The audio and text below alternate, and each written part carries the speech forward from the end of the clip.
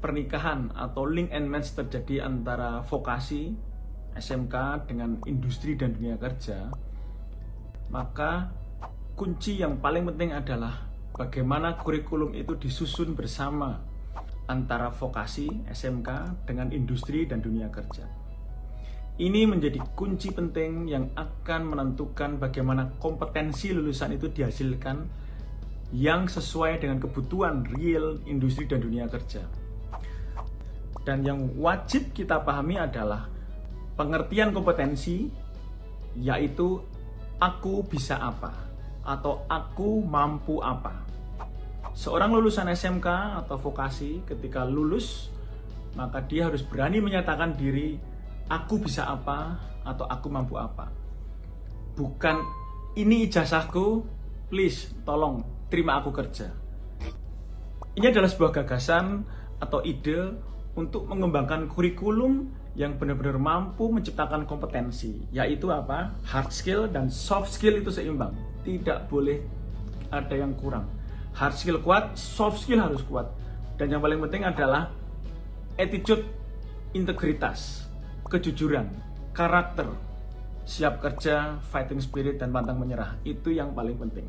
Dan ini semua adalah kompetensi dan harus dipastikan ini mampu untuk diciptakan oleh kurikulum yang tadi dibikin bersama.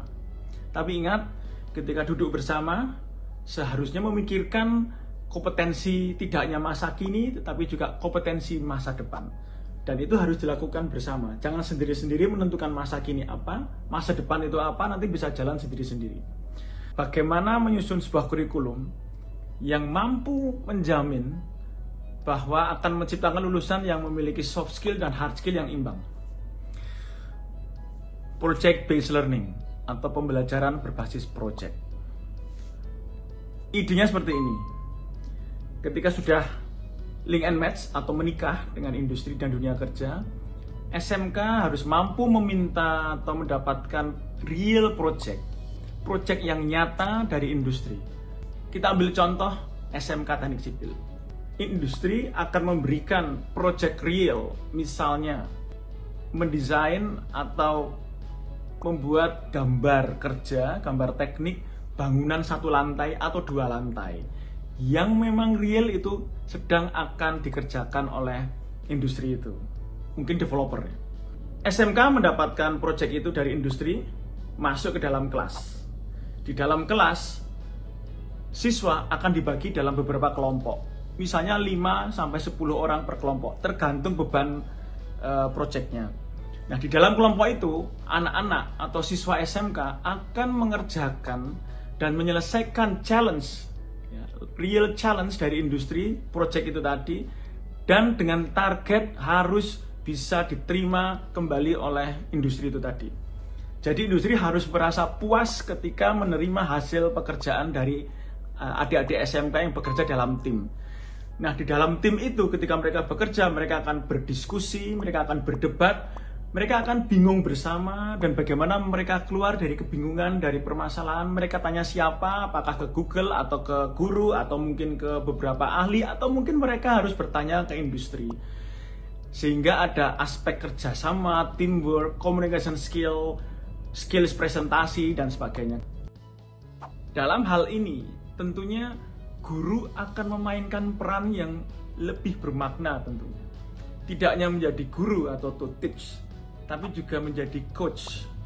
Bisa juga menjadi mentor, atau bisa juga menjadi teman atau mungkin orang tua. Ketika mereka berinteraksi menjadi fasilitator di dalam project based learning ini. Contoh, seorang Alex Ferguson, apakah dia dulu mengajarkan bagaimana cara menendang bola yang benar dan baik kepada Ryan Giggs atau mungkin Cristiano Ronaldo CR7 atau CR7? Tidak. Yang dia lakukan sebagai coach adalah menggali minat dan bakat siswanya. Ryan Giggs yang mulai dari muda, belum siapa-siapa, sehingga dia bisa menjadi pembelajar mandiri sepanjang hayat, yang mencintai bidang ilmunya, yang mencintai masa depannya, dan memiliki visi dia akan bisa apa dengan kompetensi yang ketika dia latih terus secara mandiri sepanjang hayat di masa depan. Itu seorang coach. Nah, disinilah guru akan memainkan peran yang lebih bermakna. Dia bisa mengamati bagaimana perilaku siswa itu ketika melakukan teamwork, bekerja sama, bagaimana keaktifannya, bagaimana emosional dinamika emosionalnya ketika harus berinteraksi dengan real challenge dari industri. Nah, itu semua akan ditangkap oleh guru-guru itu masuk ke dalam raport. Guru sebagai fasilitator. Guru-guru sebagai fasilitator, mereka mengamati, ketika mereka mengamati murid-muridnya itu bekerja dalam tim.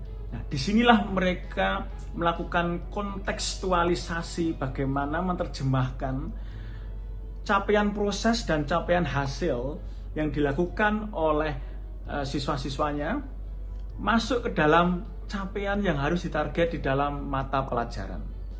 Misalnya, matematika. Matematika yang diajarkan seharusnya matematika yang kontekstual. Paling simpel kontekstualisasikan dengan proyek itu tadi. Misalnya matematika untuk menghitung volume material, menghitung jumlah material dan bagaimana menyusun RAB. Apakah material itu ada di toko atau harus diproduksi sendiri? Nah, itu semua mungkin bisa diterjemahkan dalam kontekstualisasi mata pelajaran matematika. Kalau misalnya seorang guru berpendapat atau memikirkan bahwa itu anak-anak itu kayaknya belum cukup dasarnya, maka dia bisa memutuskan untuk stop sebentar, bekerja dalam proyek, masuk ke kelas, akan bapak atau ibu tambahkan materi dasar matematika itu tadi. Sehingga bisa saja mix, tidak full contextual based, tapi juga ada classical yang akan digabung dengan ini. Ketika sudah selesai memberikan materi dasar matematika ini, anak-anak bisa dikembalikan ke proyek dan melanjutkan proyek. Begitu pula misalnya seorang guru yang harus mengajarkan bagaimana cara menggambar teknik yang baik, misalnya AutoCAD 2D atau 3D. Dia bisa melihat apakah anak-anak itu sudah mencukupi kemampuan teknikalnya. Kalau misalkan dirasa belum, maka dia bisa memutuskan tarik itu siswa-siswa itu masuk ke dalam kelas. Dan di dalam kelas, guru itu akan mengajarkan bagaimana praktek menggambar teknik yang baik. Dan itu bisa dilakukan seminggu atau 2 minggu. Dan proyek ini bisa berjalan sekitar mungkin 2-3 bulan. Sampai ini betul-betul memuaskan industri sebagai owner project atas hasil capaian siswa SMK itu. Nah, ketika industri bisa menerima hasil itu, misalnya gambar teknik, gambar bangunan lengkap 2D, 3D beserta RAB-nya yang dilakukan oleh adik-adik siswa SMK, industri atau mitra itu harus memberikan sertifikat yang nanti akan menjadi bagian dari portofolio adik-adik SMK ketika lulus. Misalnya dalam 3 tahun adik-adik SMK teknik sipil itu mampu menyelesaikan 3 hingga 4 proyek real challenge dari industri, maka itu akan menjadi portofolio. Selain menerima ijazah, sertifikat kompetensi, sertifikat lulus magang, dia juga akan mendapatkan portofolio atas capaian dari project based learning ini. Dan ini akan menjadi justifikasi atas kompetensi tadi yang harus kita yakinkan tercipta dalam lulusan dan sesuai dengan kebutuhan industri. Nah, kalau ini terus dikembangkan, maka inilah konsep teaching factory yang akan kita kembangkan. Teaching factory itu bukan berarti terus kemudian cukup hanya membangun pabrik di dalam SMK, tidak. Tapi yang lebih penting adalah membawa mindset, membawa skill, membawa attitude atau profesionalitas dari dunia kerja masuk ke dalam kampus dan harus ditanamkan dulu kepada orang-orang atau SDM di dalamnya. Setelah itu akan muncul sebuah kegiatan kreatif, inovatif, dan berkelanjutan.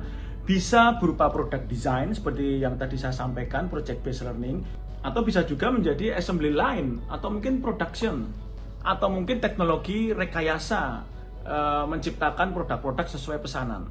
Nah, ini semua tadi adalah konsep awal mendasar dari pernikahan atau link and match yang tidak hanya selesai pada MOU, foto-foto masuk koran, sudah dianggap MOU, belum.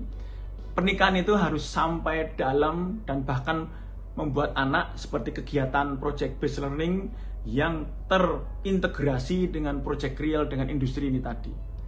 Itu adalah sebuah contoh. Mungkin Bapak Ibu atau saudara-saudara semuanya bisa mengembangkan contoh atau mungkin practical case yang mungkin lebih komprehensif, lebih mengena, lebih akurat, dan mungkin juga jauh lebih applicable. Dan saya yakin guru-guru kita pasti bisa dengan kurikulum baru yang nanti akan kita kembangkan ini. Selamat berinovasi, selamat mencoba.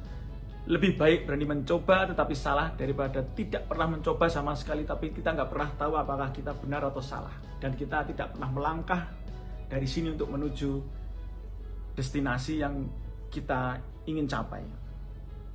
SMK bisa, SMK hebat, itu karena lulusan SMK unggul dan kompeten dan akan menjadi pilar kehebatan Indonesia. Dan saya yakin kita bisa.